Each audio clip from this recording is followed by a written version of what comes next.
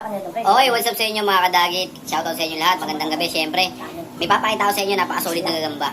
Syempre, bago yan, gusto ko lang pakilala sa inyo si Ma'am Ina. Yan, legit agent. Yan, sa lahat ng mahilig tumalpak. Yan, paki-comment nyo at paki-message nyo sa kanyang Facebook. Yan, legit na agent yan. So, syempre, sa lahat ng kakash in dyan ng 500 pataas, meron libre na 1 ml sa akin ng Bayabas G-Load, mga kadagit.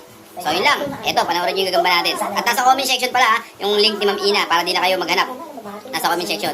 At ito rin yung sa kanyang Facebook, ayan yung kanyang profile. So eto, tignan nyo itong gagamba na to, napakasolid na ito mga kadagit. So yung mga kadagit, ito yung pulahan na yan. Pulahan yan.